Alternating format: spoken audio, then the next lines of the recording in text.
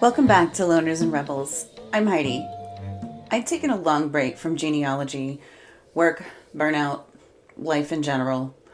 Then one day I was scrolling Find a Grave and found a name I didn't recognize.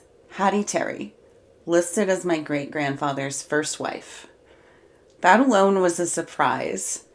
But when I dug deeper, I found her again on the 1910 census in Cambridge, Massachusetts. And right next to her name was a single word: prisoner. That was it. I couldn't let it go. I wanted to know why she was there, what happened, and who she really was. Eventually, I reached out to the Boston Archives, and that's when everything cracked open. Finding Hattie pulled me right back into the work. She reminded me why these stories matter, especially the ones that were never meant to be told. This one's for her, and I'm so excited to tell this story. Once I'm curious, I go feral. Court dockets, newspaper databases, military records, all of it. The Boston Archives team was incredible. At first, they couldn't find anything, but the archivists decided to keep looking, and I'm so grateful they did. On the day they were going to send me an email telling me they came up empty-handed, they found everything. The next message came with attachments: scans of arrest records, her prisoner files, her name in slanted handwriting. I could feel their excitement, like they knew this wasn't just paperwork. Someone cared enough to ask about her. Irene, Chris, and Jeremy were the heroes that saved this story. They sent everything they could find, along with a lot of context, which is not typical. Most archives are like, here's your PDF, have a nice life. But they were invested, and when I opened those files, seeing drunkenness written in ink that had outlived everyone involved, it hit pretty hard. Not sadness exactly, just awe, and proof she was real. 5 arrests for drunkenness, 2 prison sentences between 1908 and 1910. The record read, domestic, intemperate. Not flattering, not kind, but it said more about the world than about her. Those labels weren't facts, they were judgments. Dennis, Massachusetts, September 1875. Not the tourist postcard. No lobster rolls, antiques, or beach houses with outdoor showers. Back then it was working boats, salt air, and the thud of boots on wharves. If you didn't have money, you had calluses. She was born September 25th, 1875. By then her family had already buried 3 children from consumption, tuberculosis. Her father died when she was 5 months old, right in the middle of New England vampire panic. They called it vampires, but it was really fear. Consumption was eating whole families, and people were desperate to explain it. They dug up the dead, burned hearts, mixed ashes with water, and made the sick drink it, believing it might break the curse. It sounds wild now, but grief needed a culprit, and science wasn't ready yet. That's the era Hattie was born into, where loss was ordinary and safety was temporary. By 1880, her mother Abigail was listed as head of household on the census, with 6 kids under one roof, 2 sons already at sea, and the sea kept its debts. Abigail died in 1887. 12-year-old Hattie went to live with her older sister. By 16, she was running factory machines. Work wasn't a choice, it was survival. But the losses didn't stop there. Every single one of her brothers died. Benjamin Franklin drowned young, before Hattie was born. Alexander froze to death at sea near Boston Harbor around Christmas in 1903. Found with another fisherman, the 2 of them locked together under a crust of ice in their dory. They'd been missing for days. The newspaper printed it matter-of-factly, like death at sea was just another column between patent medicine ads. The rest of her brothers were claimed by tuberculosis, the slow, suffocating kind that emptied whole houses. Out of 9 children, only 3 daughters made it to adulthood and old age. Abby, Lila, and Hattie, the ones who survived the storm. Hattie learned early that no one was coming to save her, so she saved herself. She kept moving, because stopping meant being swallowed whole.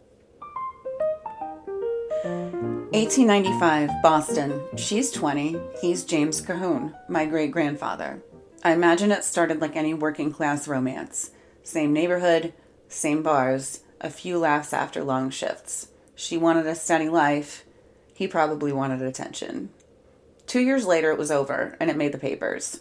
In the Boston Globe, he posted a notice saying he'd no longer pay his wife's bills. The 19th century equivalent of, she's not my problem. Around that time, his name started popping up in the Daily Item, the newspaper out of Lynn, Massachusetts. Local drama gold. In 1902, he was overcome by indulgence in intoxicants and woke up robbed in a hotel on Silsby Street. $10 gone and his pride with it. 3 years later, another headline. A married woman, her furious husband and his brother. A brawl. James got clocked, then called the cops. Real gentleman. Funny thing, my dad once got in a fight with his brother over the paint job on my mom's car. Said it looked like orange peel. Got his ass kicked and called the cops, too. Guess some patterns skip generations, but not all. Some things don't fade with time. They just learn new ways to sting. So this is the part of research where time just stops. I'll sit down in the morning with a coffee, tell myself, just check one record, and suddenly it's evening and I've gone down 6 tangents about Massachusetts prison reform and Boston street maps from 1908. I've learned to at least eat lunch in between tabs, usually. It's not chaos, it's focus. The kind of focus that turns into obsession when something clicks. Because once you find that one name, one word, one clue, you can't stop. You have to follow it until it tells you what happened. Between 1908 and 1910, the state kept finding her. 5 arrests, 2 sentences. Boston and Cambridge in the early 1900s weren't kind to women who didn't behave. The temperance movement was in full swing, mostly run by women, ironically, preaching about how women like Hattie needed saving. The Women's Christian Temperance Union churned out pamphlets with titles like The Ruin of Womanhood, From the Ballroom to Hell, and Fallen and Redeemed. They warned that alcohol didn't just destroy homes, it destroyed purity. The message was always the same.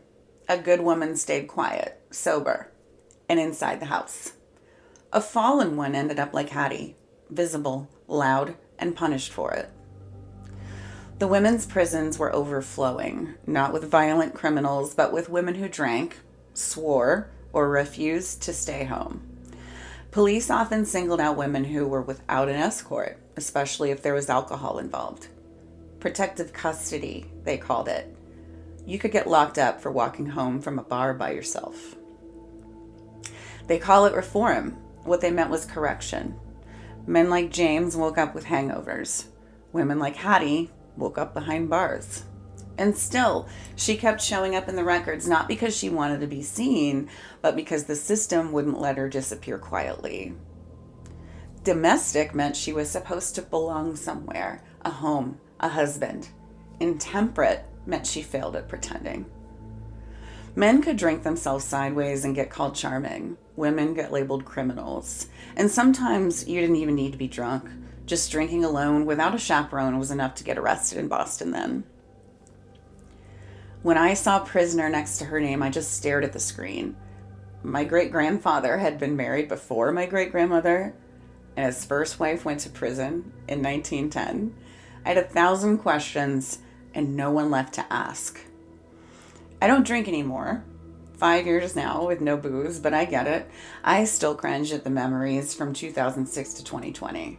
If you ever saw me out, I probably owe you an apology and a drink I won't share. Her life looked familiar to me. An unstable marriage, bad coping tools, and the long crawl back up. Sometimes when I'm deep in research, I start wondering what it would be like to actually meet these people, not as names in a file, but as themselves. With Hattie, I can picture it clear as day. We're at a small Formica kitchen table, both smoking butts, coffee that's way too strong poured into mismatched mugs. The windows cracked just enough to let the smoke out, but we both know it's not helping. She's got that dry New England humor. Quick, sharp, a little dangerous, and probably very cranky. The kind of woman who's probably been told to calm down more times than she can count. We'd be laughing one minute, dead serious the next. She's not a ghost to me. She's someone I could actually hang out with. 1919. Hattie marries again on May 15th to John Keefe, a widower with a toddler. His first wife, Lillian, died in the 1918 flu pandemic that gutted Boston and most of the country. About 650,000 people died in the US and 50 to 100 million deaths worldwide. On the marriage record, Hattie lists her age as 30. She was 44. Maybe not vanity. Maybe she just wanted a clean slate. Her occupation, shoe operator. That meant running a stitching machine in a shoe factory, one of the loud, hot ones where leather dust coated your lungs and you worked by muscle memory. It wasn't glamorous, but it was skilled work. You kept production moving. John was a teamster. Back then, that meant driving freight wagons or one of the very early trucks that were just starting to replace them. Union work, steady pay, reliable hours. That kind of job that held a life together. I don't know if it was love, but it sounds like two people who knew how to work, who had both seen too much loss to take stability for granted. I hope it was kind, and after everything, that might have been enough. Picture it, South Boston, 1940. 156 Washington Street. Census says, seamstress, WPA. The WPA, or Works Progress Administration, was part of FDR's New Deal, America's massive "we're not giving up" project during the Great Depression. FDR gave people jobs, real ones. Men built the bridges and highways. Women like Hattie sewed the things that kept people warm. Coats, bedding, uniforms, children's clothes. For someone once jailed for drinking, the government was now cutting her checks. That's not irony. That's redemption with a middle finger. I picture her there, coffee flowing, gossip, laughter echoing through the hum of the machines. After everything, she had work, a place to be, and people to talk to. That's survival. By 1947, she's listed in the city directory at 10 Groton Street, and then she's gone. That's how working class women vanish. The paper just stops printing their names. I thought I lost her again until I found one final line in the county index. Hattie F. Terry Keefe, 1946, Barnstable County, Volume 4, page 257. Just a line, but I cried anyway. Relief and grief share a door. She died back on the Cape, full circle, the same place that took half her family, gave her rest. Maybe her sister Lila handled things. Maybe she finally got some peace. Was I the first person to say her name out loud in 80 years? Here's what I now know. Hattie Terry Keefe wasn't a tragedy. She was a survivor. Factory girl, shoe operator, wife twice over, stepmother, seamstress. She got knocked down plenty, but she kept standing up. Alcohol didn't make her weak. It made her human. The same system that once punished her for being too loud ended up paying her to sew. Tell me that's not poetic. Women like her built this country and then got erased from it. So here's to Hattie, the one who wouldn't behave. Next time on Loners and Rebels, we'll keep tracing the branches, what silence costs, and how we build something sturdier in its place. For now, I'll let the machine rest and keep Hattie's name where it belongs, out loud.